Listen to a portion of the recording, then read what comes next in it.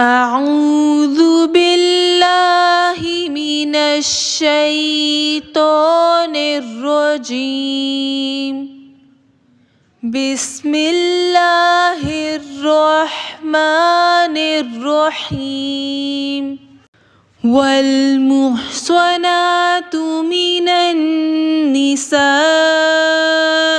إلا ما ملكت أيمانكم كتاب الله عليكم. وأحل لكم ما وراء ذلكم أن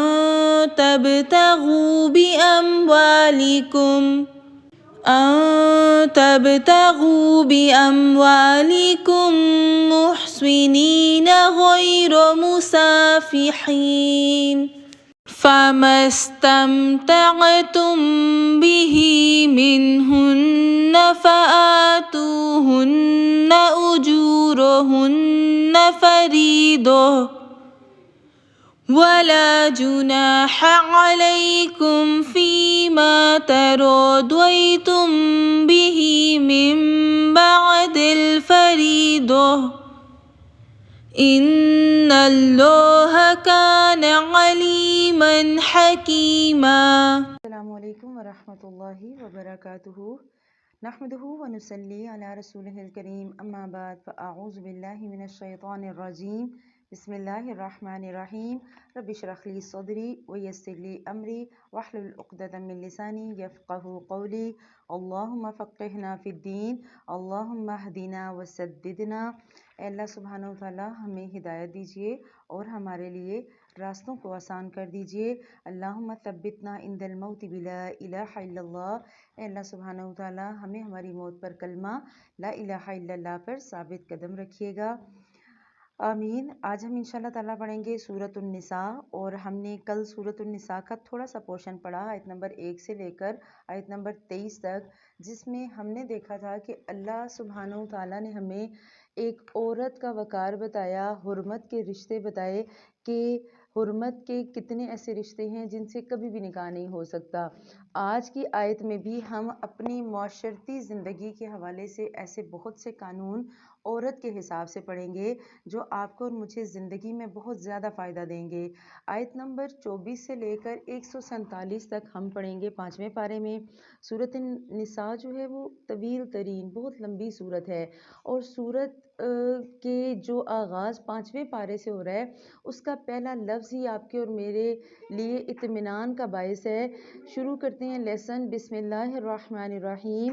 والمحصنات من النساء الا ما ملكت ايمانكم كتاب الله عليكم واحل لكم ما وراء ذلكم ان تبتغوا باموالكم محصنين غير مسافحين فما استمتعتم به منهن فآتوهن أجورهن فريضة ولا جناح عليكم فيما تراضيتم به من بعد الفريضة إن الله كان عليما حكيما. حرام کی گئی ہیں شوہر والی عورتیں مگر وہ جو تمہاری ملکیت میں آ جائیں. اللہ سبحانہ وتعالیٰ نے یہ احکامات تم پر فرض کر دیے، اور ان عورتوں کے علاوہ اور عورتیں تمہارے لیے حلال کی گئیں کہ اپنے مال کے مہر سے تم ان سے نکاح کرنا چاہو، برے کام سے بچنے کے لیے، نہ کہ شہوت رانی کے لیے. اس لیے جن سے تم فائدہ اٹھاؤ انہیں ان کا مقرر کیا ہوا مہر دے دو، اور مہر مقرر ہو جانے کے بعد تم آپس کی رضامندی سے جو طے کر لو اس میں تم پر کوئی گناہ نہیں. بے شک اللہ سبحانہ وتعالیٰ بہترین علم اور بہت اچھی حکمت والے ہیں. سپارے کا پہلا لفظ، پارہ جہاں سے شروع ہو رہا ہے، پہلا لفظ ہے والمحصنات. محصنات عربی میں مختلف معنوں میں استعمال ہوتا ہے. اس کا مطلب ہوتا ہے شادی شدہ عورتیں، قلعہ بند عورتیں، ایک حصار، ایک مضبوط حصار میں قید عورتیں. جب ایک عورت کا نکاح ہوتا ہے تو وہ مرد کے مضبوط حصار میں قید ہو جاتی ہے. ایک شادی شدہ عورت اس کو اللہ سبحانہ و تعالیٰ نے اتنی پروٹیکشن اور حفاظت دی کہ شادی شدہ عورت سے کوئی بندہ شادی کی بات نہیں کر سکتا. شادی شدہ عورت کے بارے میں کسی کی جرت نہیں ہوتی کہ وہ اسے کسی بھی طرح کی غلط بات کے لیے ابھارے یا مجبور کرے، کیونکہ اللہ سبحانہ و تعالیٰ نے کہا کہ وہ کسی کے نکاح میں ہے. جب ہم کسی کے نکاح میں آ جاتے ہیں تو دوسروں کا یہ حق ختم ہو جاتا ہے کہ وہ کسی بھی عورت کی طرف دیکھے یا اسے کسی اور کام کے لیے بلائے. اللہ سبحانہ و تعالیٰ نے آپ کو اور مجھے اور خصوصاً اسلام نے ہمیں اتنی عزت دی کہ شادی شدہ عورت محفوظ ہے. اسے پتہ ہے کہ میں نکاح کے دائرے میں ہوں، میں نہ کسی کو دیکھ سکتی ہوں، نہ کسی سے غلط بات کر سکتی ہوں، اور نہ ہی شادی شدہ عورتیں کوئی غلط بات سنتی ہیں.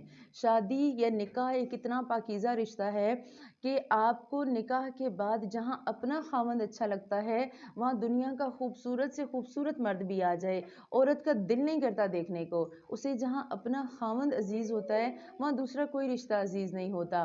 اسی طرح ایک خاوند کے لیے شادی کے بعد جہاں اپنی بیوی اچھی لگتی ہے وہاں کوئی اچھا نہیں لگتا. اور یہ محبتیں اللہ سبحانہ و تعالیٰ نے ہمارے دلوں میں ڈالی ہیں کہ آپ کی بیوی جیسی بھی ہے آپ کو بہت اچھی لگتی ہے. ایک شوہر گھر سے نکلتا ہے اور پورا دن گرمی سردی ہر طرح کے موسم میں کما کے آپ کے اور میرے لیے لے کر آتا ہے. ایسے شوہر کو زیادہ تکلیف ہوتی ہے، ظاہر ہے 24 گھنٹے اس نے کام کرنا، اور پھر اس کو بیوی بھی اپنی ہی اچھی لگتی ہے. کچھ ہمارے معاشرے میں برائیاں ایسی پھیل گئیں کیونکہ ہم دین سے دور ہو گئے، جس کی وجہ سے بے حیائی بڑھی، ورنہ جو طاقت نکاح میں ہے وہ کسی رشتے میں نہیں. آپ کو اور مجھے اللہ سبحانہ و تعالیٰ نے پروٹیکشن دی کہ نکاح والی عورت کو کوئی نکاح کا پیغام نہیں بھیجے گا، اور اللہ سبحانہ و تعالیٰ نے کہا اس کے علاوہ تم پر ساری حلال، لیکن شرط یہ کہ تم مہر دو. اور نکاح کی ضرورت ہر ایک کو ہے. جب ایک بچہ بلوغت کی عمر کو پہنچتا ہے تو وہ سب سے پہلے والدین کو چاہیے اس کا نکاح کرے. ہمارے ہاں عمریں بڑھ جاتی ہیں، نکاح نہیں کیے جاتے، جس کی وجہ سے معاشرے میں گناہ اور فحاشی پھیلتی ہے. اس پورے پارے میں ہمیں ملیں گی دو چیزیں کہ نکاح بمقابلہ شہوت، شریعت بمقابلہ شہوت. آپ کے اور میرے لیے اللہ سبحانہ و تعالیٰ نے جب انسان کو بنایا تو فطری طور پر ایک ضرورت رکھی انسان کی، وہ اگر آپ جائز یا حلال طریقے سے پوری کریں گے تو اللہ اجر دے گا، اور اگر آپ اس کو حرام کے ذریعے حاصل کریں گے تو اس سے صرف شیطان خوش ہوگا اور ہم اپنے لیے جہنم کے راستے ہموار کر رہے ہوتے ہیں. اللہ سبحانہ و تعالیٰ اس پورے پارے میں ہمیں ہماری حدود بتائیں گے کہ آپ نے، میں نے، ہمارے مردوں نے، ہمارے بچوں نے، ہماری بچیوں نے کن حدود میں رہنا ہے. اگر حدود یاد رہیں اور ہمیں پتہ ہو کہ اگر ہم اپنی حدود کو توڑیں گے تو ہمیں نقصان کتنا ہوگا، تو پھر ہم شاید حدود سے پار جانے کی کوشش بھی نہیں کریں گے. اللہ سبحانہ و تعالیٰ نے کہا کہ نکاح کرو تو اس لیے کرو کہ تم برے کام سے بچ جاؤ. اس لیے نکاح نہ کرو کہ ایک سے نکاح کیا، 2 دن 4 دن مہینہ ہفتہ رکھا اور اس کے بعد پھر جو ہے وہ اس کو چھوڑا اور دوسری سے نکاح کیا. یہ چیز اسلام میں پسندیدہ نہیں ہے. اسلام ہمیں ایک گھر بنانے، ایک خاندان بنانے، بچے سنبھالنے اور ایک خاندان کو بہترین طریقے سے پروان چڑھانے کا درس دیتا ہے. اسلام میں یہ بات پسندیدہ نہیں کہ بار بار نکاح کیا جائے اور بار بار طلاق دی جائے. اسی لیے اللہ سبحانہ و تعالیٰ نے کہا ہے کہ اگر تم نے نکاح کیا تو جس سے تم فائدہ اٹھاؤ گے اسے تم نے مہر بھی دینا. حق مہر عورت کا حق ہے، اور حق مہر دے کر ہی آپ جو ہے وہ اپنی عورت کے ساتھ تعلق قائم کر سکتے ہیں، اور جو فرض ہے وہ ادا کرو. پھر اگر رضامندی سے جو طے کیا جاتا ہے وہ حق مہر پسندیدہ ہے. ہمارے ہاں یہ ہوتا ہے کہ لڑکی والے بہت زیادہ حق مہر رکھوا دیتے ہیں، لڑکے والے اس وقت تو مان لیتے ہیں، بعد میں نہ لڑکا وہ حق مہر دے سکتا ہے نہ لڑکی کو کبھی حق مہر ملتا ہے. اور جب اگر خدا نخواستہ حالات خراب ہو جائیں، مرد چھوڑتا نہیں کہ تمہارا تو حق مہر زیادہ ہے، میں دے نہیں سکتا، جاؤ خلا لے لو. عورت خلا لیتی نہیں کہ میرا حق مہر میرا حق ہے، مجھے ملنا چاہیے. تو حق مہر ہمیشہ شریعت کے مطابق رکھیں، اتنا رکھیں جتنا مرد آسانی کے ساتھ دے سکے. اور تم میں سے جس کسی کو آزاد مسلمان عورتوں سے نکاح کرنے کی پوری وسعت اور طاقت نہ ہو، وہ مسلمان لونڈیوں سے جن کے تم مالک ہو اپنا نکاح کر لے۔ اللہ تمہارے اعمال کو بخوبی جاننے والا ہے، تم سب آپس میں ایک ہی تو ہو، اس لیے ان کے مالکوں کی اجازت سے ان سے نکاح کر لو اور قاعدے کے مطابق ان کے مہر دو۔ وہ پاک دامن ہو، نہ کہ اعلانیہ بدکاری کرنے والیاں، نہ خفیہ آشنائی کرنے والیاں۔ بس جب یہ لونڈیاں نکاح میں آ جائیں، پھر اگر وہ بے حیائی کا کام کریں تو انہیں عادی سزا ہے اس سزا کے مقابلے جو ایک آزاد عورت کی ہے۔ کنیزوں سے نکاح کا یہ حکم تم میں سے ان لوگوں کے لیے ہے جنہیں گناہ اور تکلیف کا اندیشہ ہو، اور تمہارا ضبط کرنا بہت بہتر ہے، اور اللہ سبحانہ و تعالیٰ بڑی بخشش والا اور بڑی ہی رحمت والا ہے۔ اس آیت میں اللہ سبحانہ و تعالیٰ نے 2-3 چیزیں بتائیں۔ ایک تو لوڈیوں کا ذکر ہے، اور اب ہمارے زمانے میں یہ چیز ہے نہیں تو اس پہ ڈسکشن کا فائدہ کوئی نہیں، کیونکہ الحمدللہ ساری عورتیں آزاد ہیں اور وہ غلامی والا کنسیپٹ اسلام نے الحمدللہ بالکل ختم کر دیا۔ اب پیچھے بچ گئیں جو عورتیں ہیں، تو یہاں ایک لفظ استعمال ہوا خفیہ آشنائی کرنے والیاں۔ تو خفیہ آشنائی پہ تھوڑی سی بات ہم کریں گے، کیونکہ ہمارے معاشرے میں اس وقت یہ عام ہے۔ ایک وقت وہ تھا کہ جب عورتیں یا بچیاں ماں باپ سے چھپ کے کوئی کام کرتی تھیں، کسی کو کوئی خط لکھ لیا، کسی کو کوئی اشارے کنائے میں بات ہو گئی۔ اب فحاشی کا معیار وہ ہو گیا ہے، ہم سرے عام بتا رہے ہوتے ہیں یہ میرا بوائے فرینڈ ہے اور یہ میری گرل فرینڈ ہے، اور ہم سرے عام سٹیٹس پہ اپنی ایسی تصاویر لگا رہے ہوتے ہیں۔ آج ہر بچی اپنا دیکھ سکتی ہے، آج بچیوں کے سٹیٹس پہ تصویریں لگی ہوتی ہیں اور ماں باپ خوش ہو رہے ہوتے ہیں کہ اس کا سٹیٹس کتنے لوگوں نے دیکھ لیا۔ پروفائل پکچر لگی ہوتی ہے، اور پروفائل پکچر شاید وہ بچی خوبصورت بھی اتنی نہ ہو، وہ میک اپ اور کیمروں کا کمال ہوتا ہے، اور آپ کتنے لوگوں کی آنکھوں میں اپنے لیے حسرت محسوس کر کے خوش ہوتے ہیں کہ میری کسی نے تعریف کی۔ یہ طریقہ اسلام کا طریقہ نہیں ہے۔ اس کے بعد اگر آپ کسی سے کانٹیکٹ میں رہتے ہیں، بعض دفعہ ایسا ہوتا ہے کہ کانٹیکٹ میں پتہ ہوتا ہے لڑکی کو بھی اور لڑکے کو بھی کہ یہ شادی تک نہیں جانا، لیکن وہ چلتا رہتا ہے اور اس کو نام دے دیا جاتا ہے دوستی کا۔ کوئی بات نہیں، صرف دوست ہی تو ہے کیا، خیر ہے، کوئی بات نہیں، تو ہم کون سا کوئی الٹی بات کر رہے ہیں۔ جب آپ کسی بندے سے اپنے گھر کی A to Z بات کر رہے ہوتے ہیں، اپنے والدین کے بارے میں، اپنے گھر کے بارے میں، تو وہ اسی کیٹیگری میں آتا ہے۔ تو خفیہ دوستی اسلام میں پسندیدہ نہیں ہے، لڑکی اور لڑکے کی دوستی اسلام میں بالکل پسندیدہ نہیں۔ نکاح کے دائرے سے جو بھی باہر ہوگا، ان آیات میں ہمیں یہی ملے گا کہ نکاح کے دائرے سے باہر جو ہے وہ بھی غلط ہے۔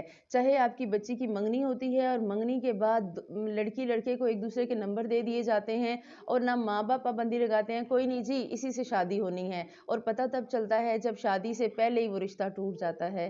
تو کبھی بھی بینگ اے مدر آپ نے اور میں نے اس چیز کا دھیان رکھنا کہ ہمارے بچے کل کو ہمارے ساتھ یہ معاملات ہونے ہیں۔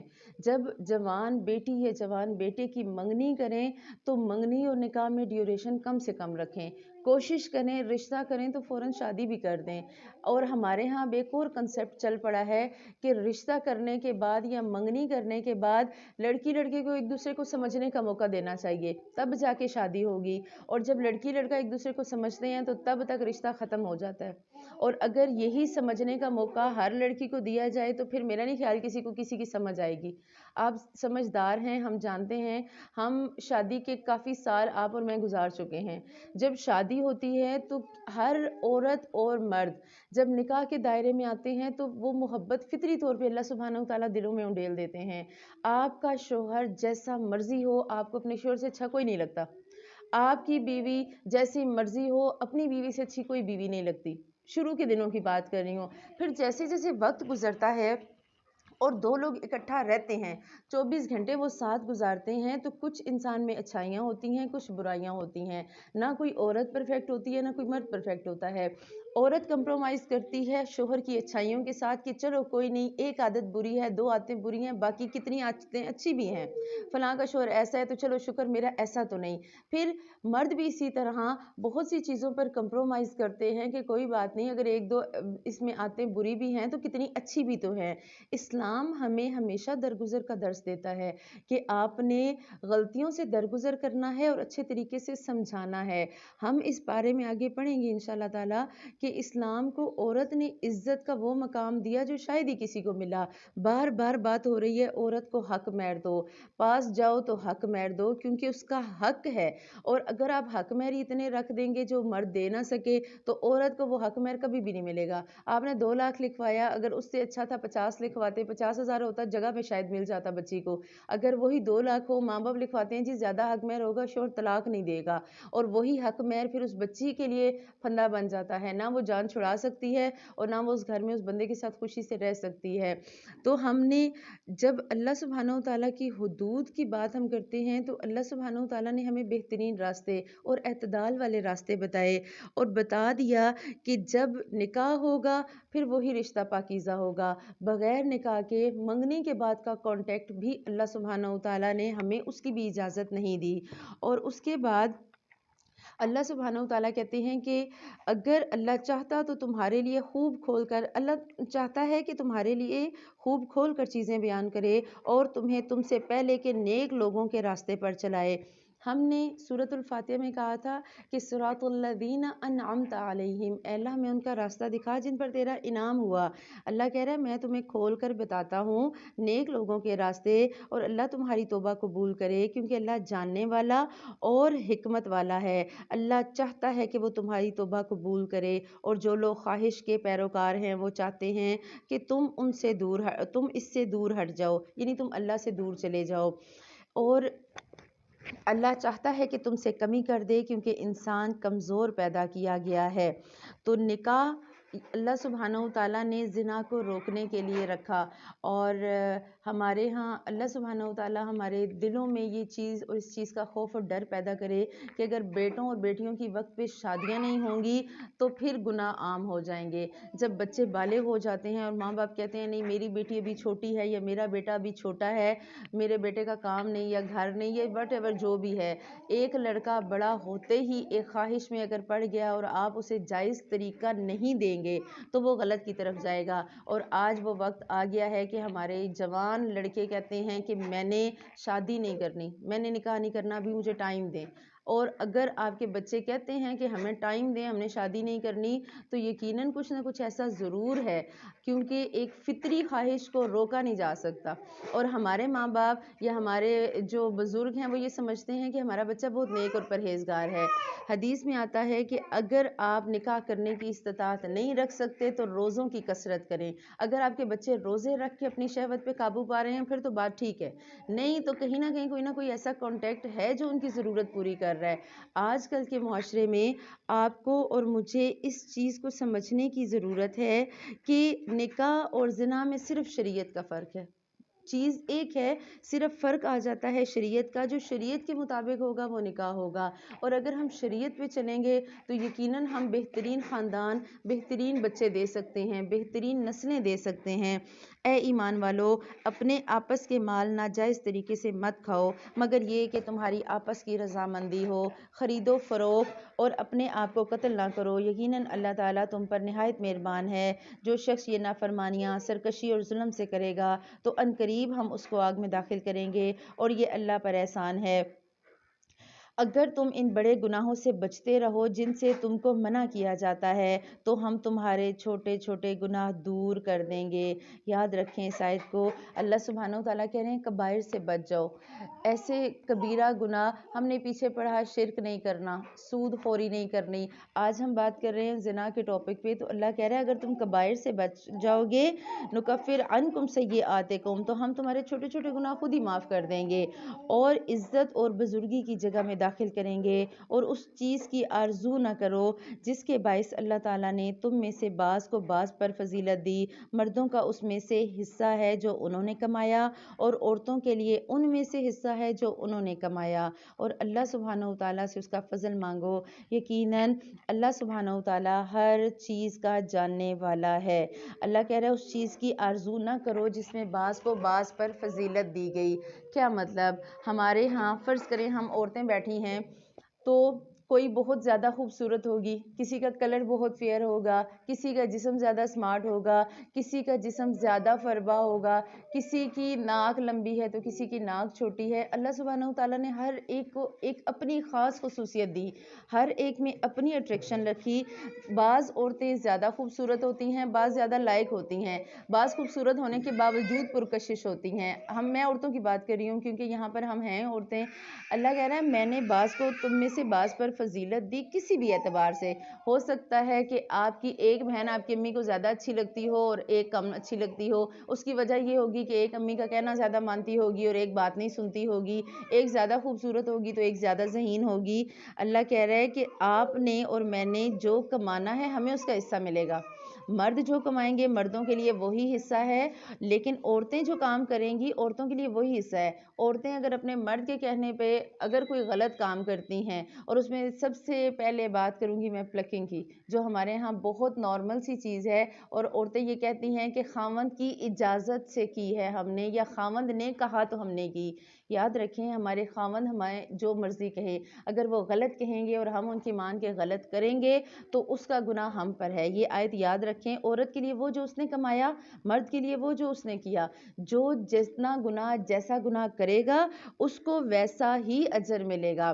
اور پھر اللہ سبحانہ وتعالیٰ کہہ رہے ہیں اللہ سے اس کا فضل مانگو، اللہ جاننے والا ہے، اللہ کو پتہ ہے۔ اگر آپ اور میں اس سے پہلے کسی بھی چیز میں کسی بھی گناہ میں ملوث رہے، اگر ہم سچے دل سے اللہ سبحانہ وتعالیٰ سے معافی مانگ لیں، اللہ کو راضی کر لیں، اللہ جو ہو گیا سو ہو گیا، کوئی بات نہیں، لا علم تھے غلطی سے ہو گیا، جان بوجھ کر بھی ہو گیا تو بھی کوئی بات نہیں۔ اگر ہمارا جسم یا ہمارا دل یا ہمارا دماغ ان میں سے کسی ایک برائی میں کسی بھی وقت ملوث رہا، اگر ہم اللہ سبحانہ وتعالیٰ کو سچے دل سے راضی کریں گے وہ سارے گناہ معاف کر دے گا۔ اور اگر ہم اللہ سے اس بات پہ کہہ دیں گے کہ اے اللہ سبحانہ وتعالیٰ ہم اس وقت اقرار کرتے ہیں کہ ہم سے جو ہوا تو پچھلا معاف کر دے، آگے میں تیرے دین پہ چلنے کی حتی الامکان کوشش کروں گی، تو یقیناً اللہ سبحانہ وتعالیٰ ہمارے گناہوں سے درگزر کریں گے۔ آگے ہے ترکے کے مسائل۔ ماں باپ یا قرابت دار جو چھوڑ کر مریں، اس کے وارث ہم نے ہر ایک شخص کے مقرر کر دیے، اور جن سے تم نے اپنے ہاتھوں معاہدہ کیا انہیں ان کا حصہ دو۔ یقیناً اللہ سبحانہ وتعالیٰ ہر چیز پر حاضر ہے۔ مرد عورتوں پر حاکم ہیں، الرجال قوامون علی النساء، مرد عورت پر حاکم ہیں اس وجہ سے کہ اللہ تعالیٰ نے ایک کو دوسرے پر فضیلت دی، اور اس وجہ سے کہ مردوں نے اپنے مال خرچ کیے ہیں، لہٰذا نیک فرما بردار عورتیں خاوند کی عدم موجودگی میں بحفاظت الہی نگہداشت رکھنے والیاں، اور جن عورتوں کی نافرمانی اور بد دماغی کا تمہیں خوف ہو انہیں نصیحت کرو اور انہیں الگ بستروں پر چھوڑ دو اور انہیں مار کی سزا دو، پھر اگر وہ تابعداری کریں تو ان پر کوئی راستہ تلاش نہ کرو، بے شک اللہ تعالیٰ بڑی بلندی اور بڑائی والا ہے۔ اس آیت کو لے کر ہمارے معاشرے میں اور یورپی معاشرے میں بہت زیادہ مسلمانوں کے دماغ خراب کیے جاتے ہیں۔ مسلمانوں کو بتایا جاتا ہے کہ دیکھو تمہارے قرآن میں لکھا ہوا ہے کہ مرد قوام ہیں، اور عورتوں کے دماغ میں بات ڈالی جاتی ہے کہ اللہ نے تمہارے مردوں کو تم پر فضیلت دی۔ اللہ نے وجہ بھی بتائی ہے کہ مرد اس لیے قوام ہیں کہ اللہ نے ان پر کمائی کی ذمہ داری ڈالی۔ آپ اور میں ریلیکس ہیں، باہر بارش ہو رہی ہے اس وقت، آپ اور میں اندر حال میں بیٹھے ہیں، ہمیں کوئی پرواہ نہیں، اور ہم سب کے مرد ظاہر ہے کمانے کے لیے باہر ہیں، چاہے سردی ہے چاہے گرمی ہے، انہوں نے کمانے کے لیے باہر جانا ہے، انہیں معاش کی فکر ہے۔ شکر کریں اللہ کا، اے اللہ تیرا شکر تو نے ہم پہ یہ ذمہ داری نہیں ڈالی۔ ہم پہ ذمہ داری ہوتی تو جو عورت گھر کا کام کرنے کے بعد 10 منٹ لیٹتی ہے، وہ جھاڑو لگائے گی تو 10 منٹ 15 منٹ لیٹے گی، میری کمر میں درد شروع ہو گیا یا گھٹنوں میں تکلیف شروع ہو گئی، کپڑے جس دن دھو لیں تو 2 دن تو آرام ہی ختم نہیں ہوتا کہ آج میں نے کپڑے دھوئے۔ آپ اور میں یہ ذمہ داری لینے کے قابل نہیں تھے، شکر اللہ کا، اللہ سبحانہ وتعالیٰ نے یہ ذمہ داری ہم پر نہیں ڈالی۔ ایک چیز، دوسری چیز کہ الحمدللہ اللہ کا شکر کہ اللہ نے مردوں کو محافظ بنایا، مردوں کو قوام بنایا۔ اگر ایک عورت گھر میں اکیلی ہو बेशक घर बंद है, घर महफूज है, अगर औरत का मर्द मौजूद है, चाहे वो भाई की सूरत में है, चाहे वो बाप की सूरत में है, चाहे वो बेटा है और चाहे वो खावंद है, चारों सूरतों में औरत सुकून से सोती है। उसे पता होता है मर्द घर में मौजूद है, कोई परेशानी बनी, कोई मसला बना, ये संभाल लेगा। हम आधी रात को कहीं बाहर जाना होता है, हम मर्द के साथ जाना प्रेफर करते हैं। हमें पता होता है हमारा मर्द हमारी हिफाजत कर लेगा। आप पे और मुझ पे ये जिम्मेदारी डाली जाती, हम तो मगरिब के बाद घरों से भी बाहर ना निकलती। हम पर ये जिम्मेदारी डाली जाती, हम तो मगरिब के बाद दरवाजे ही ना खोलती अपने, कि क्या पता कौन आ गया है, हम तो मुकाबला ही नहीं कर सकते। तो आप और मैं खुश नसीब, अल्लाह सुब्हानहू तआला ने हमें इतना इंडिपेंडेंट नहीं किया। औरत का हक अल्लाह सुब्हानहू तआला ने बहुत रखा, लेकिन शुक्र है कि ये टेंशन वाली जिम्मेदारियां हमें नहीं दी। आपको पता है कि मर्द औरतों की हिफाजत में गोलियां भी खा लेते हैं। औरत को ज़रा गोली खानी पड़े ना, खा सकती है। औरत तो पहले ही ज़रा सी लड़ाई हो रही होती है और भाई हो या बाप हो या खामंद हो, उसके कंधे के पीछे छुप जाती है, आगे नहीं होती। हम ये रोज़ के तजर्बे देखते हैं, औरत हमेशा पीछे हो जाती है। क्यों? क्योंकि औरत को अल्लाह ने वो जो है वो मजबूती नहीं दी, और ये चूंकि हमारे मर्दों को दी, इसलिए आपको और मुझे इस बात पे अल्लाह का शुक्र अदा करना है।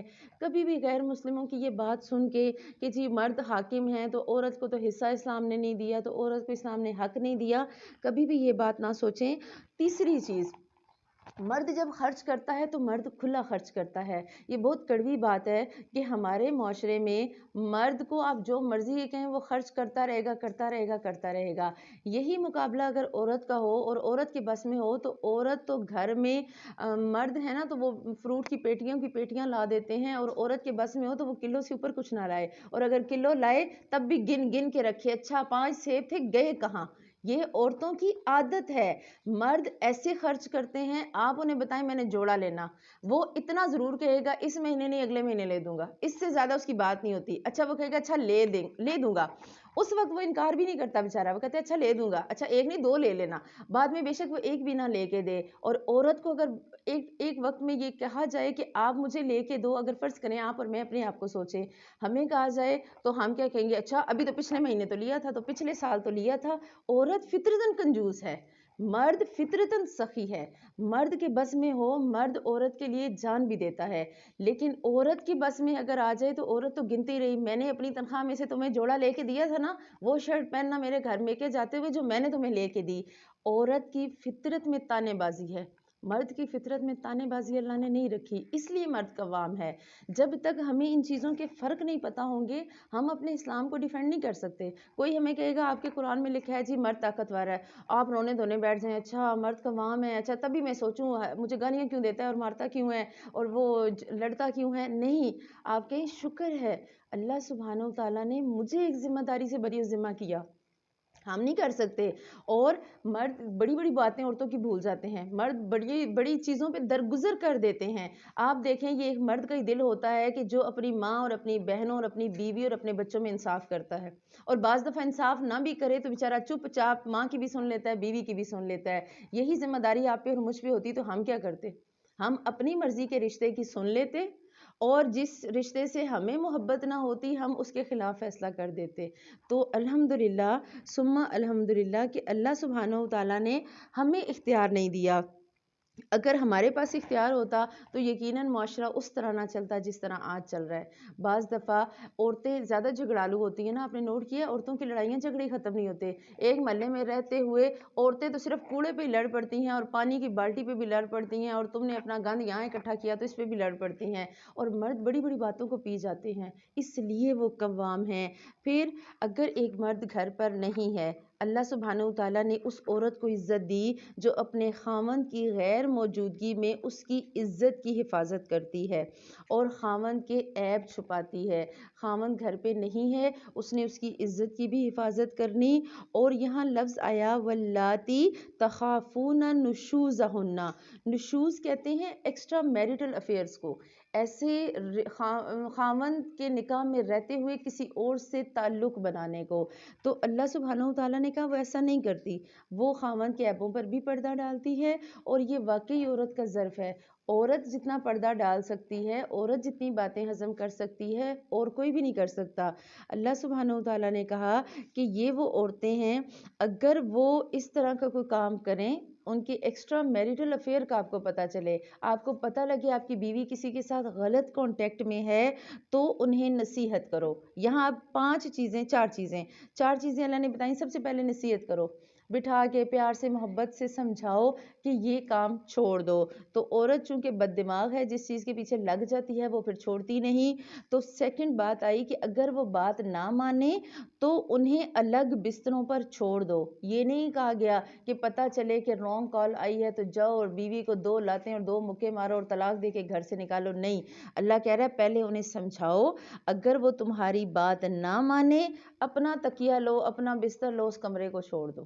عورت کو اس کے بستر پہ اکیلا چھوڑنے کا مطلب یہ ہے کہ جس کمرے میں وہ بیاہ کے آئی اس کمرے میں وہی ہوگی۔ یہ نہیں کہ آپ عورت کو دھکا دے کے باہر نکال کے دھڑام سے دروازہ بند کر کے خود سو جائیں، نہیں۔ یہ آپ کی اور میری حفاظت کے لیے اللہ نے کہا نا کہ عورت کو اکیلا چھوڑو۔ اچھا، یہ بھی اللہ سبحانہ وتعالیٰ نے ہمیں بنایا ہے نا، تو وہ ہمیں بہتر جانتے ہیں۔ اگر ایک عورت اس کو خاوند جو مرضی کہہ دے، لیکن جب عورت رات کو سونے لگتی ہے نا تو خاوند ناراض ہو تو اسے نیند بھی نہیں آتی، اس کا رونا دھونا ہی نہیں ختم ہوتا۔ اور یہ حقیقت ہے، ہم سب اس تجربے سے گزرے ہیں۔ دن جیسا مرضی گزر جائے، رات کو اگر پتہ ہے میاں ناراض، رو رو رو رو عورت اپنے آپ کو ہلاک کر دیتی ہے۔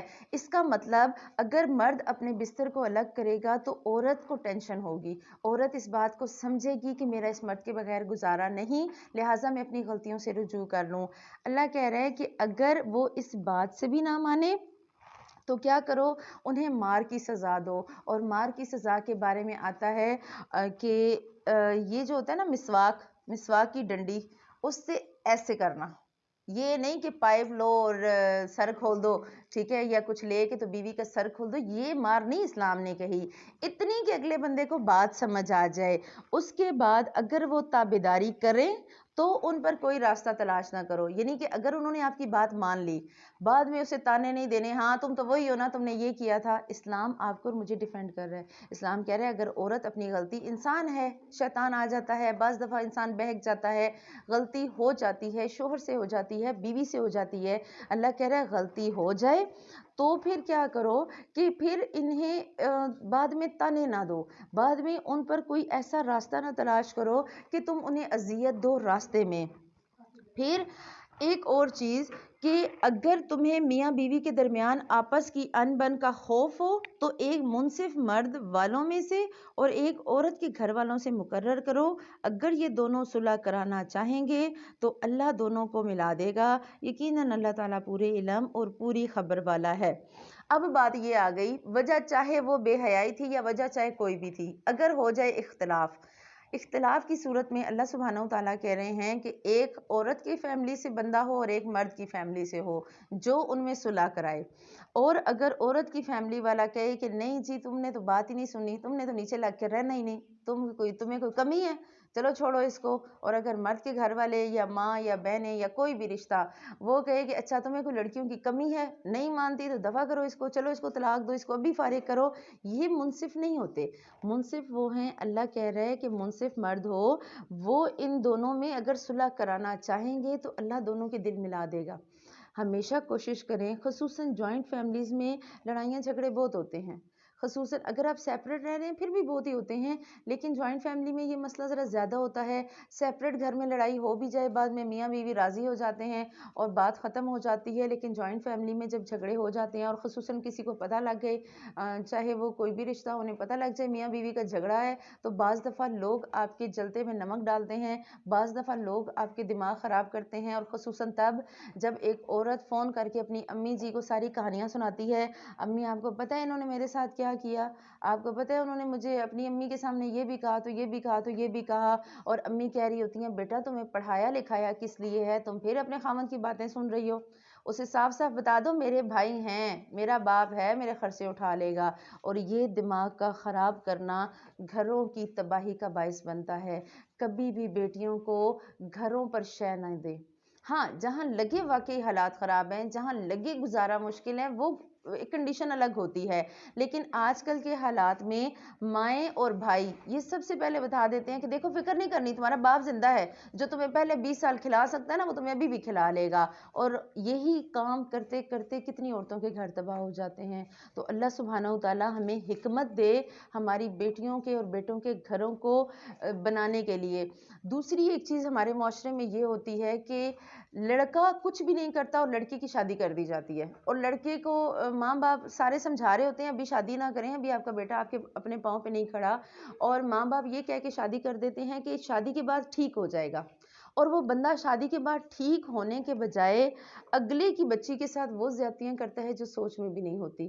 تو کبھی بھی جب بھی شادیوں کے مسئلے ہوں تو ذہن میں یہ بات رکھیں کہ بچہ بھی اس قابل ہو. جب آپ رشتے ڈھونڈتے ہیں تو ہمارے ہاں یہ ہوتا ہے کہ اپنا بیٹا جیسا مرضی ہو، بہو چاہیے تو چٹی گوری اور 7 فٹ کی 6 فٹ کی چاہیے، اور قد بھی لمبا ہو اور ہو بھی پیاری اور پڑھی لکھی بھی ہو تو جاب بھی کرتی ہو. تو ہم بیٹوں کے لیے ایسے رشتے ڈھونڈتے ہیں.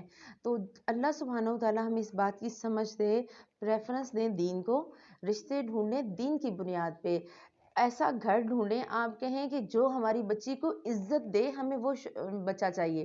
ہم نے ایسی جگہ رشتہ کرنا کہ ہماری بیٹی سکھی رہے، چاہے وہ دال کھا کے سوئے، چاہے وہ سبزی کھا کے سوئے، وہ خیر ہے روز بکرے نہ بھی کھائے، لیکن وہ جو کھائے وہ اسے عزت کے ساتھ دیا جائے. ہمارے ہاں مڈل کلاس فیملیز میں بچوں کے رشتے اونچے گھروں میں اس لیے کیے جاتے ہیں کہ اگلی نسلیں اچھی ہو جائیں گی، اور پوری زندگی وہ بچی تانے سنتی ہے تمہاری اوقات کیا ہے، تمہیں تو میں جس گھر سے اٹھا کے لایا ہوں وہاں تو چرپائیاں بھی نہیں، تو تم تو نیچے سوتے ہو، تو یہ تو وہ. یہ ہمارے معاشرے کی باتیں ہیں اور یہ ہمارے ارد گرد کی باتیں ہیں. اللہ سبحانہ و تعالی ہمیں یہی چیزیں بتانا چاہتے ہیں کہ اگر ہم انصاف کے ساتھ اعتدال کے ساتھ چلیں گے، ہم خواہش یہ کریں گے کہ ہماری بچی گھر میں سکھی رہے، نہ کہ ہم یہ خواہش کریں کہ ہماری بچی جس گھر میں جائے وہ کوٹھی ہو. اگر ہم خواہشیں اپنی اسلام کے دائرے میں لے آئیں گے، اسلام کے مطابق پڑھی لکھی بچی ہے اچھے خاندان میں رشتہ ہے ضرور دیں، لیکن پھر بھی پوری تحقیق کے ساتھ دیں. کبھی بھی اپنی خواہشوں کو سامنے رکھتے ہوئے اپنی بچیوں کے رشتے ایسی جگہ نہ کریں کہ ساری زندگی بچیاں روتی رہیں. پھر اگر آپ کی پڑھی لکھی بچی ہے، آپ نے اسے پڑھایا لکھایا، اسے تعلیم کا زیور دیا، وہ کما رہی ہے، اور آپ اس کی شادی ایک ایسے بندے سے کرتے ہیں جو چاہے وہ کھیتوں میں ہل چلاتا ہو یا چاہے وہ بکریاں دھوتا ہو، ایسی صورت میں کیا ہوتا ہے کہ اس بچی کا اس بچے کے اس لڑکی کے ساتھ مائنڈ سیٹ ہی نہیں ملتا. وہ بچی جسے آپ نے شروع سے کبھی چولہے کے پاس نہیں جانے دیا، وہ جب پورا دن گوبر کی بو سونگی گئی تو وہ اپنے خاوند سے کبھی بھی خوش نہیں ہوگی. تو ہمیں معاشرے کی یہ چھوٹی چھوٹی چیزیں ہیں، لیکن ماں باپ کو یہ چیزیں سمجھنے کی ضرورت ہے کہ جیسا بچہ ہے اس کے لیے ویسے ہی پیڑ ڈھونڈیں، جیسی بچی ہے اس کے لیے ویسے ہی پیڑ ڈھونڈیں. اور پھر ماں باپ اس بات پر اکتفا کر لیتے ہیں یہ کہتے ہوئے کہ جی خاندان میں اس کے علاوہ ہمیں ملا کوئی نہیں. اللہ سبحانہ و تعالیٰ نے یہ نہیں کہا کہ رشتے خاندان میں ہی کرنے ہیں، اب خاندان سے باہر کر لیں، لیکن بچیوں کے اور بچوں کے حساب سے ان کے میچ ڈھونڈیں. اور اللہ تعالیٰ کی عبادت کرو اور اس کے ساتھ کسی کو شریک نہ کرو، اور ماں باپ کے ساتھ حسن سلوک کرو، اور رشتہ داروں کے ساتھ اور یتیموں کے ساتھ اور مساکین اور قرابت دار ہمسایوں کے ساتھ اور اجنبی ہمسایوں کے ساتھ اور پہلو کے ساتھی سے اور راہ کے مسافر سے اور ان سے جن کے مالک تمہارے ہاتھ ہیں، یعنی غلام یا کنیزیں. یقیناً اللہ سبحانہ و تعالیٰ تکبر کرنے والوں کو اور شیخی خوروں کو پسند نہیں کرتا. اچھا سلوک کرنا ہے والدین سے اور رشتہ داروں سے اور یتیموں سے اور مساکین سے، قرابت کے ہمسایوں سے اور اجنبی ہمسایوں سے. قرابت کے ہمسائے وہ جن کے ساتھ آپ کا بہت اچھا تعلق ہے، اجنبی ہمسائے وہ جو نئے نئے شفٹ ہوئے، تو آپ ان کو کچھ دے دیں جا کے کہ آپ آ جائے ہیں، آپ شفٹ ہوئے ہیں، پانی ہماری طرف سے پی لیں، چائے لے لیں، پہلے ٹائم کا کھانا ہماری طرف سے لے لیں. لیکن اب تو معاشرے کا وہ حال کہ سلام دعا بھی شاید محلے دار میں اب وہ ختم ہو گئی. اللہ سبحانہ و تعالیٰ ہمیں اس پر عمل کی توفیق دے. اور یہاں لفظ آیا وصاحبی بالجنب، پہلو کے ساتھی سے. پہلو کا ساتھی کون ہے؟ آپ کی پہلو کے ساتھی کون ہے؟ یہ جو آپ کے ساتھ بیٹھی ہیں، جو آپ کے ساتھ بیٹھا ہے وہ آپ کا پہلو کا ساتھی ہے، چاہے وہ آپ کی بچپن کی دوست ہیں، چاہے وہ آپ کی اسکول کی سہیلیاں ہیں، چاہے وہ کالج کی سہیلیاں ہیں، چاہے آپ یہاں آتے ہیں اکٹھے بیٹھتے ہیں، جہاں جہاں جس محفل میں آپ اکٹھے بیٹھتے ہیں، ساتھ بیٹھنے والا آپ کا پہلو کا دوست ہے، تو اس کے ساتھ رویہ اچھا رکھیں۔ راہ چلتے مسافر سے بھی سوزوکی میں جب بیٹھتے ہیں نا لوگ، تو کیا کرتے ہیں، دھکے دے دے کے تو 4 بندوں کو دھکے دے رہے ہوتے ہیں کہ میرے پاس جگہ کم ہے۔ کچھ قصور ہماری گاڑیوں کا، ویگنوں سوزوکیوں کا بھی ہے کہ اس میں جگہ ہی کم ہوتی ہے، اور کچھ ہمارا قصور ہے کہ ہم جو ہے وہ اپنے رویے ایسے رکھتے ہیں کہ پوری سوزوکی میں ایک دفعہ مجھے اتفاق ہوا جانے کا، اور وہ آنٹی دھکا ہی دیتی رہی، پرے ہو تو پرے ہو، تو جگہ ہو تو کوئی پرے ہو۔ تو یہ ہمارے اللہ سبحانہ و تعالیٰ چاہتے ہیں کہ آپ اور میں گھر میں ہوں یا گھر سے باہر، ہمارا رویہ اچھا ہو، ہم گھر کے اندر ہیں یا گھر کے باہر ہیں، ہمارے رشتہ دار ہیں، ماں باپ ہیں، ہمسائے ہیں، یا ہمارے اسکول کالج کے یونیورسٹیوں کے دوستیں ہیں، یا ہماری وہ مسافر لوگ جن سے آپ کی ملاقات ٹرین میں ہو یا بس میں ہو یا کسی بھی گاڑی میں ہو، ان سے ہمارا رویہ اچھا ہو۔ اللہ سبحانہ و تعالیٰ ہمیں ہر وقت اچھا دیکھنا چاہتے ہیں۔ پھر ہمارے غلام یا وہ ملازم جو کسی کے انڈر کام کرتے ہیں، ان کے ساتھ بھی رویہ اچھا ہو، تو اللہ سبحانہ و تعالیٰ تکبر کرنے والوں کو پسند نہیں کرتا۔ یہ نہیں کہ ملازمہ ہے تو بولیں تو بیچاری کو جو ہے وہ اس کی توہین کا احساس دلائیں، ایسا نہیں۔ جو لوگ بخیلی کرتے ہیں اور دوسروں کو بھی بخیلی کرنے کو کہتے ہیں، اور اللہ تعالیٰ نے جو اپنا فضل انہیں دے رکھا ہے اسے چھپا لیتے ہیں، ہم نے ان کافروں کے لیے ذلت کی مار تیار کر رکھی۔ اور چھپانا کیسے؟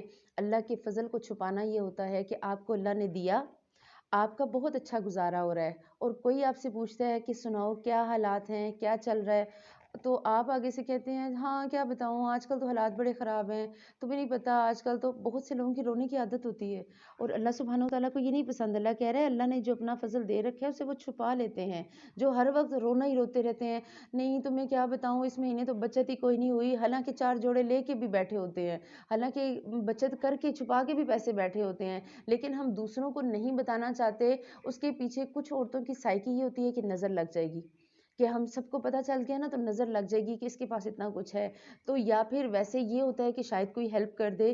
دونوں صورتوں میں اللہ کو یہ بات نہیں پسند کہ آپ کے پاس مال ہو آپ اسے چھپائیں، اور جو لوگ اپنا مال لوگوں کو دکھانے کے لیے خرچ کرتے ہیں اور اللہ پر اور قیامت کے دن پر ایمان نہیں رکھتے، اور جن کا ہم نشیں اور ساتھی شیطان ہو، وہ بدترین ساتھی ہے۔ اپنا مال کبھی بھی دکھاوے کے لیے نہ لگائیں، بھلا ان کا کیا نقصان تھا کہ اگر یہ اللہ تعالیٰ پر اور قیامت کے دن پر ایمان لاتے اور اللہ سبحانہ و تعالیٰ نے انہیں جو دے رکھا ہے اس میں سے خرچ کرتے۔ اللہ تو خوب جاننے والا ہے، بے شک اللہ تعالیٰ ایک ذرہ برابر ظلم نہیں کرتا، اور اگر نیکی ہو تو اسے دگنی کر دیتا ہے، اور خاص اپنے پاس سے بہت بڑا ثواب دیتا ہے۔ گناہ کریں گے اتنا ہی اس کا سزا ملے گی، لیکن اگر نیکی کریں گے تو اسے دگنا کر کے اللہ تعالیٰ دیں گے، اور رمضان میں تو نیکیاں ویسے ہی لاتعداد اجر ہے، تو کوشش کریں رمضان میں صدقہ خیرات کی کثرت کریں۔ بس کیا حال ہوگا جس وقت ہر امت میں سے ایک گواہ ہم لائیں گے اور آپ کو ان لوگوں پر گواہ بنا کر لائیں گے۔ یہ شفاعت حقہ ہے۔ اللہ سبحانہ و تعالیٰ جو ہے وہ امتوں کو، ہر امت پر بھی گواہ ہوگا، اور ہمارے نبی صلی اللہ علیہ وسلم ہم پر گواہ ہوں گے۔ امت محمد تعالیٰ ان امتوں کی گواہی کو آپ کی اور میری گواہی سے ثابت کریں گے۔ حشر کے میدان میں جب امتیں لائی جائیں گی تو امتوں سے پوچھا جائے گا کیا تمہیں بتانے والا کوئی نہیں آئے گا؟ وہ انکار کریں گی، اور پھر امت محمدیہ کو بلایا جائے گا تو وہ امتیں انکار کریں گی کہ انہیں کیسے پتہ چلا کہ ہم نے یہ سب کیا ہے؟ تو اللہ سبحانہ و تعالیٰ امتیں جب محمدیہ سے پوچھیں گے تو وہ کہیں گے کہ ہم نے قرآن پڑھا تھا اور قرآن میں یہ گواہی موجود تھی، اور پھر ہمارے پیارے نبی صلی اللہ علیہ وسلم کو ان پر گواہی کے لیے لایا جائے گا۔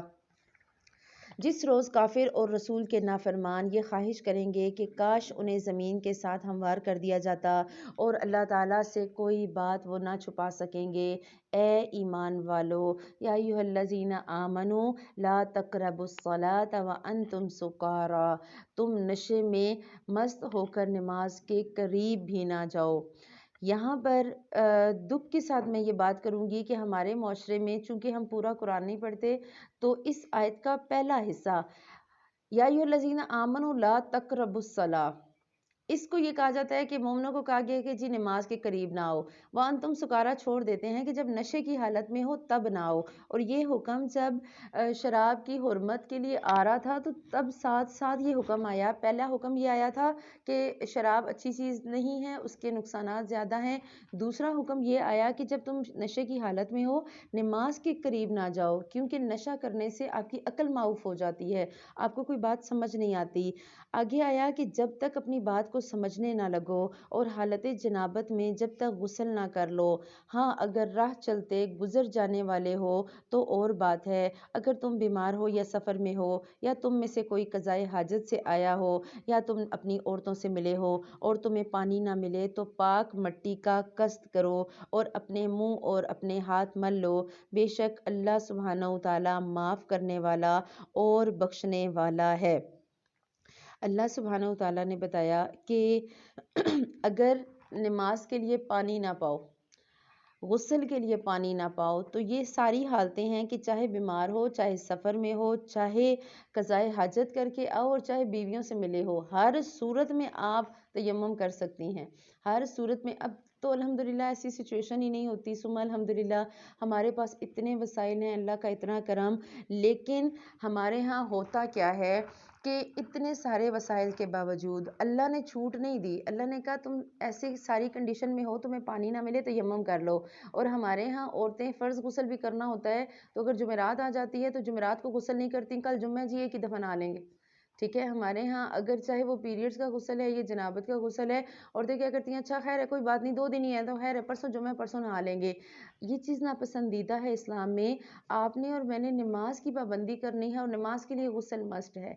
जैसे ही तहारत हासिल होती जाए फ़ौरन से गुस्ल करें, चाहे वो पीरियड्स की है, चाहे वो हैज़ है, नफास है, कोई भी है। आपने गुस्ल फ़र्ज़ होते ही गुस्ल जल्द से जल्द कर लेना बेहतर है। फिर क्या तुमने उन्हें नहीं देखा जिन्हें किताब का कुछ हिस्सा दिया गया, वो गुमराही खरीदते हैं और चाहते हैं कि तुम भी राह से भटक जाओ। अल्लाह सुब्हानहू तआला तुम्हारे दुश्मनों को खूब जानने वाला है और अल्लाह ताला का दोस्त होना काफ़ी है और अल्लाह का मददगार होना काफ़ी है। बस बाज़ यहूद कलिमात को उनकी ठीक जगह से हेर फेर कर देते हैं और वो क्या कहते हैं, समिअना व असैना, हमने सुना और हमने नाफरमानी की।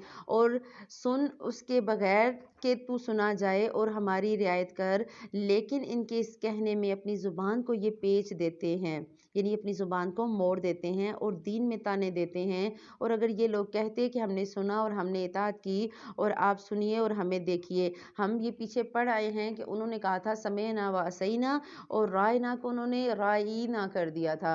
अल्लाह कह रहा है कि वो ज़ुबान को इतना मोड़ते हैं, अगर ये ऐसा ना करते तो इनके लिए नहायत बेहतर और मुनासिब होता।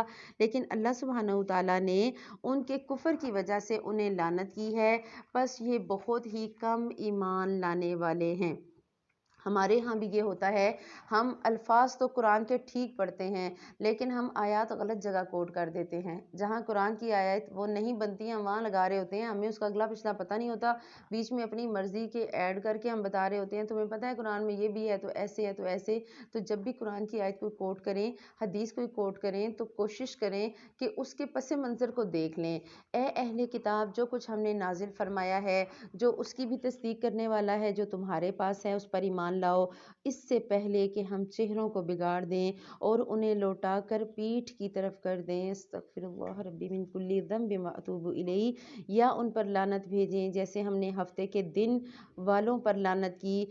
और अल्लाह सुब्हानहू तआला का किया गया ये काम है।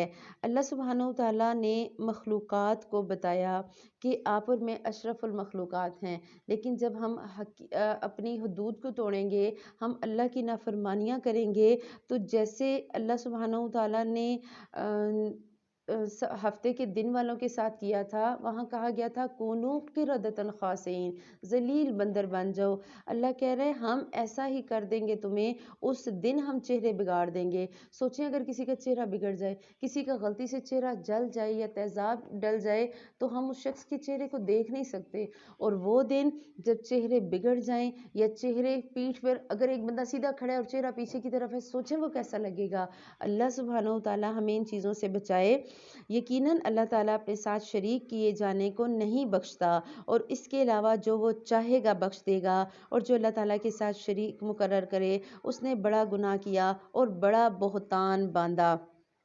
اللہ تعالیٰ کے ساتھ عیسائیوں نے بہت زیادہ شرک کیا، یہود نے شرک کیا، تو اللہ نے کہا کہ شرک نہیں کرنا۔ اور یہاں شرک کی جب بات آئی تو اللہ کی ذات میں شرک اور اس کی صفات میں شرک، دونوں کی کوئی معافی نہیں۔ ذات میں شرک کیا تھا عیسائیوں نے، انہوں نے کیا کہا تھا؟ حضرت عیسیٰ علیہ السلام کو اللہ کا بیٹا بنا دیا۔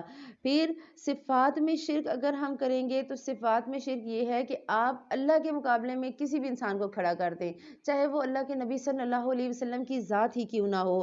جب آپ کے نور من نور اللہ کہتے ہیں نا کہ اللہ کے نبی صلی اللہ علیہ وسلم اللہ کے نور میں سے ایک نور ہیں، اللہ سبحانہ وتعالیٰ نے نہیں کہا ایسا۔ جو اللہ نے کہا آپ کا اور میرا اس پہ ایمان ہے، جو اللہ نے کہا منو ان اس پہ ایمان رکھیں اپنی مرضی سے۔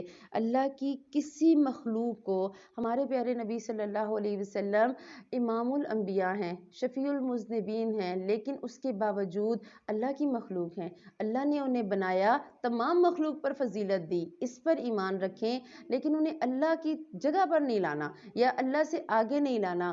یا جب آپ کعبے کی بات کرتے ہیں تو بہت سی نعتوں میں ہمارے ہاں انتہائی دکھ کے ساتھ گنبد خضرا کو کعبے سے مقدم کر دیا جاتا ہے، کعبے کو پیچھے چھوڑ دیا جاتا ہے۔ تو یہ چیزیں، اسلام یہ چیزیں نہیں سکھاتا۔ اسلام آپ کو وہ دین دیتا ہے، قرآن آپ کو وہ دین دیتا ہے جس میں شرک کی کوئی گنجائش نہیں۔ اور کیا آپ نے انہیں نہیں دیکھا جو اپنی پاکیزگی اور ستائش خود کرتے ہیں؟ بلکہ اللہ تعالیٰ جسے چاہتا ہے پاکیزہ کرتا ہے، کسی پر ایک دھاگے کے برابر ظلم نہیں کیا جائے گا۔ مثلاً بہت سے لوگ کیا کرتے ہیں؟ اپنی تعریف خود کرتے ہیں، اپنے منہ میاں مٹھو بننا، آپ نے اکثر سنا ہوگا نا، اپنے منہ میاں مٹھو بننا۔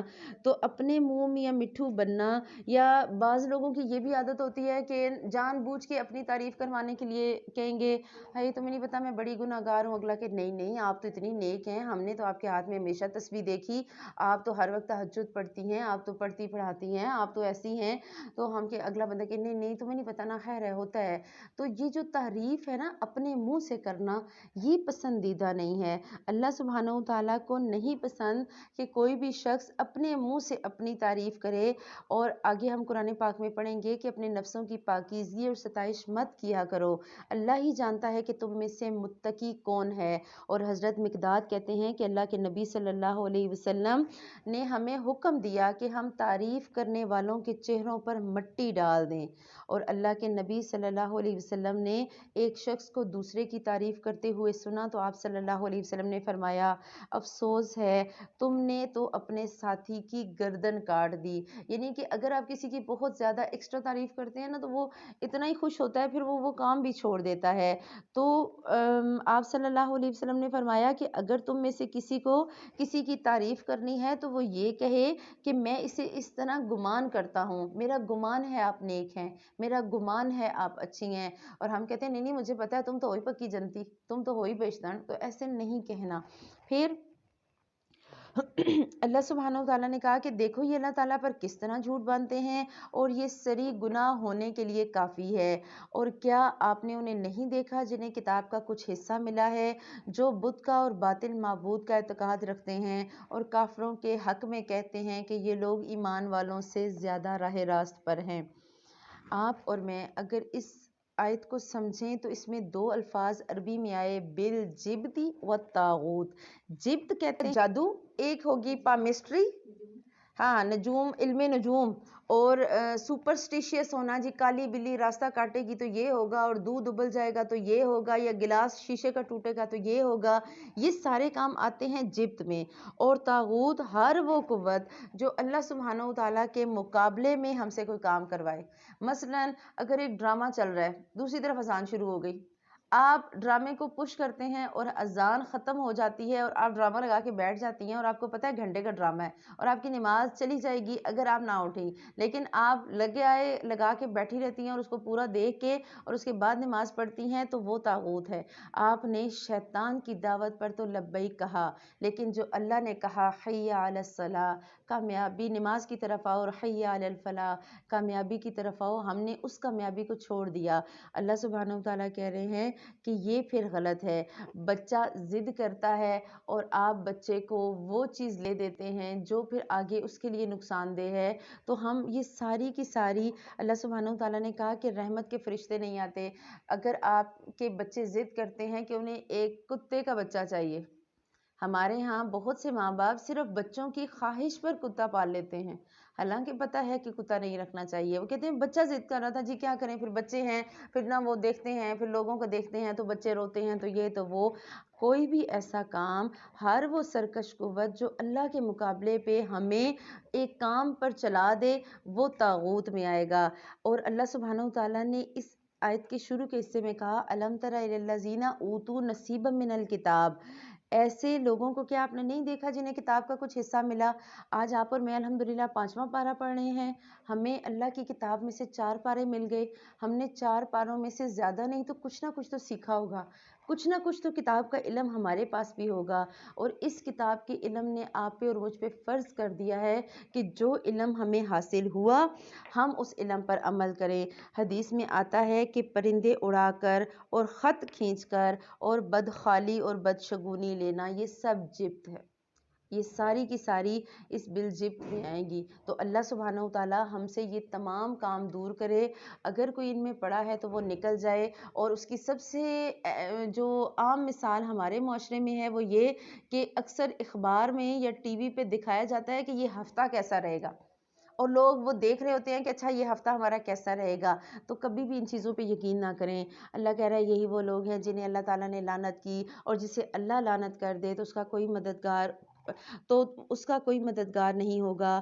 کیا ان کا کوئی سلطنت میں حصہ ہے؟ اگر ایسا ہو تو پھر یہ کسی کو ایک کھجور کی گٹھلی کے شگاف برابر بھی کچھ نہ دیں۔ اور یہ حقیقت ہے، آپ کے اور میرے اختیار میں جو ہوتا ہے، ہمارے اختیار میں ہمارا مال تو ہے، اگر اللہ کہہ رہا ہے اگر انہیں پوری سلطنت بھی دے دی جائے تو بھی یہ کسی کو نہیں دیں گے۔ ہمارے حکمرانوں کے پاس ہے نا پورے پاکستان کی سلطنت، ان کا دل یہی ہے اپنے خزانے بھریں، عوام چاہے جیے چاہے مرے، جسے اللہ دے دیتا ہے اور جتنا دے دیتا ہے اس کا دل نہیں کرتا وہ دوسرے کو دے۔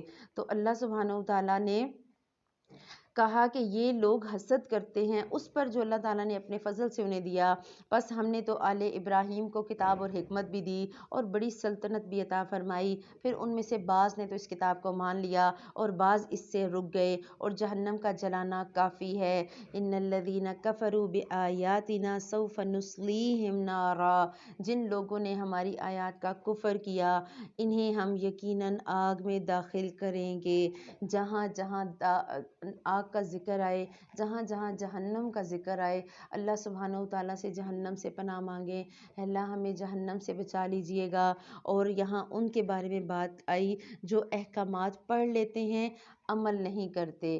اور بعض دفعہ تو اب لوگ یہ بھی کہتے ہیں کہ اتنا کھلا معاشرہ ہے جی، 21ویں سینچری جا رہی ہے، اس میں ہم کیسے عمل کر سکتے ہیں، اتنا کھلا ماحول ہے، اس میں پردہ کر کے جائیں گے نا تو بچیوں کو برقع پہن کے کالج اور یونیورسٹی جاتے ہوئے شرم آتی ہے۔ وہ کہتے ہیں کیسے کریں ہم، برقع کیسے پہن کے جائیں، وہاں تو کوئی پہنتا ہی نہیں، ہم حجاب کیسے کریں، وہاں تو کوئی کرتا ہی نہیں۔ تو اللہ سبحانہ و تعالیٰ کہہ رہے ہیں کہ جو ہماری آیات سے کفر کریں گے یقیناً ہم انہیں آگ میں ڈالیں گے، جب ان کی کھالیں پک جائیں گی ہم ان کے علاوہ اور کھالیں بدل دیں گے تاکہ وہ عذاب چکھتے رہیں، یقیناً اللہ تعالیٰ غالب اور حکمت والا ہے۔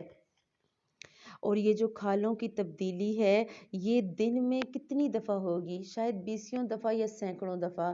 اللہ سبحانہ و تعالیٰ ہم سب کو ان چیزوں سے بچائے اور ہمیں یہ بات سمجھنے والا بنائے، ہم نے طاغوت سے بچنا ہے۔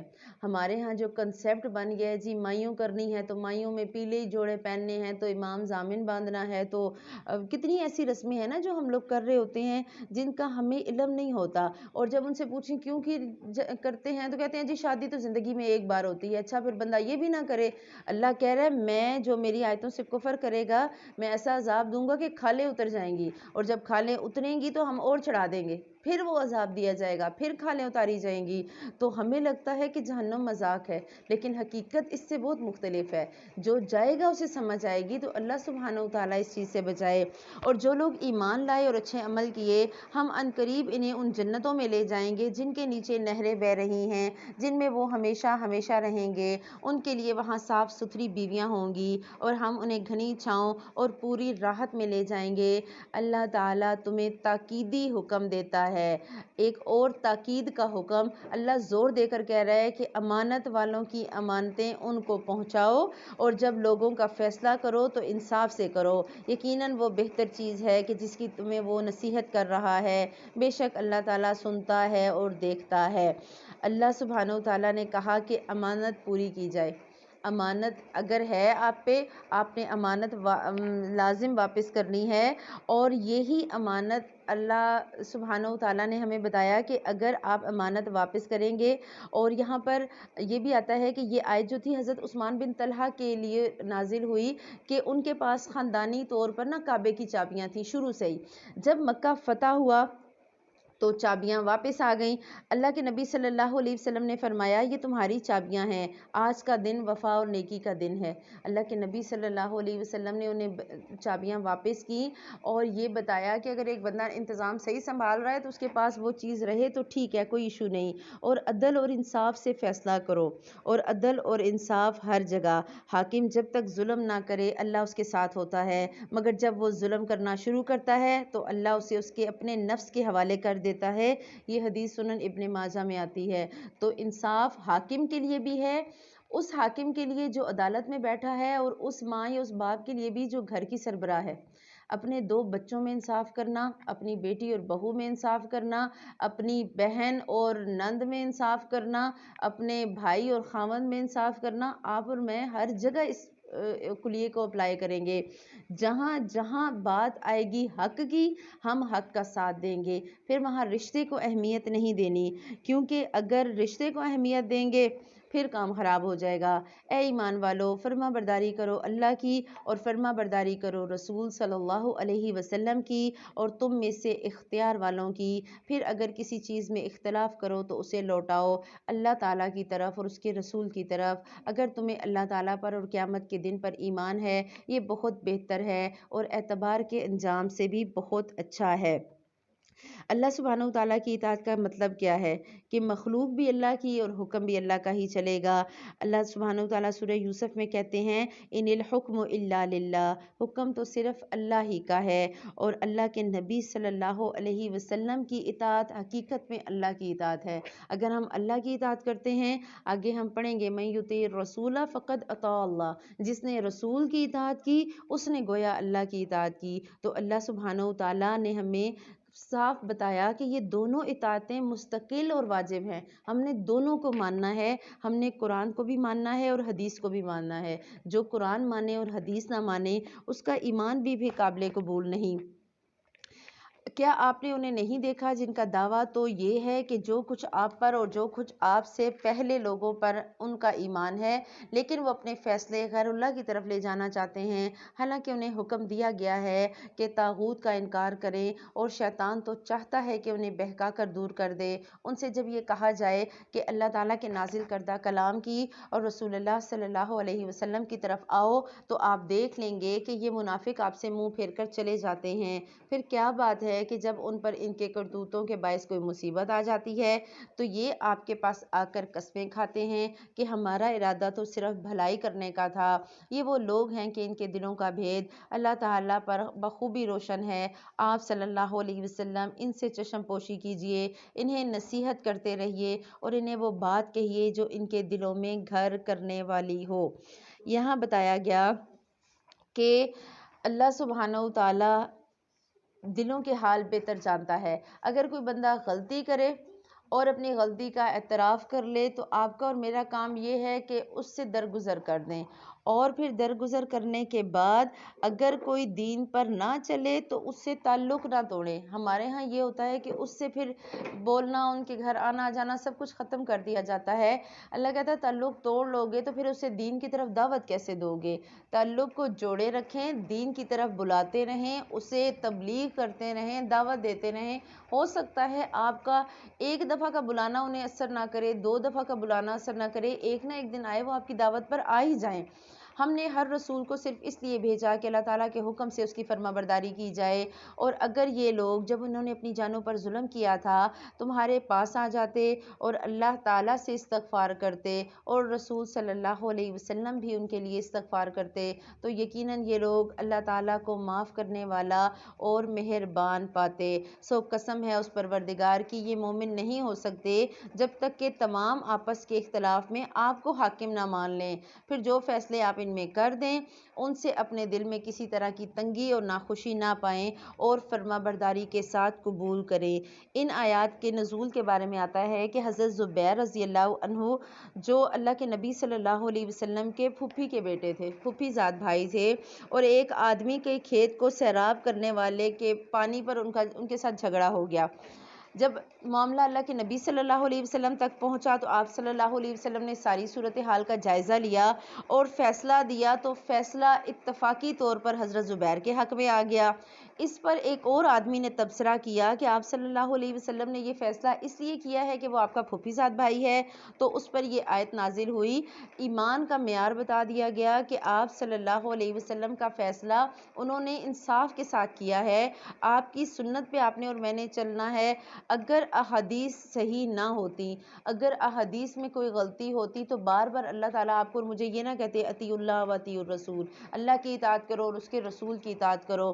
آپ صلی اللہ علیہ وسلم کے بارے میں آتا ہے کہ انہوں نے ان کے صحابی تھے جو احادیث لکھا کرتے تھے، تو لوگوں نے، کچھ صحابہ نے انہیں کہا کہ تم ہر بات لکھ لیتے ہو، تو بعض دفعہ اللہ کے نبی صلی اللہ علیہ وسلم غصے میں ہوتے ہیں تو تم ساری لکھ لو گے تو فائدہ نہیں ہوگا۔ انہوں نے لکھنا چھوڑ دیا۔ آپ صلی اللہ علیہ وسلم نے ان سے کہا کہ تم نے احادیث لکھنی کیوں چھوڑ دی؟ تو انہوں نے کہا کہ اس وجہ سے میں نے لکھنا چھوڑ دیا۔ آپ صلی اللہ علیہ وسلم نے اپنی زبان کو پکڑ کے کہا کہ اللہ کی قسم اس زبان سے حق کے علاوہ کوئی بات نہیں نکل سکتی۔ تو آپ صلی اللہ علیہ وسلم کی احادیث، ان کی سنت، اس پر من و عن آپ کا اور میرا ایمان ہونا چاہیے اور ہمیں انہیں ماننا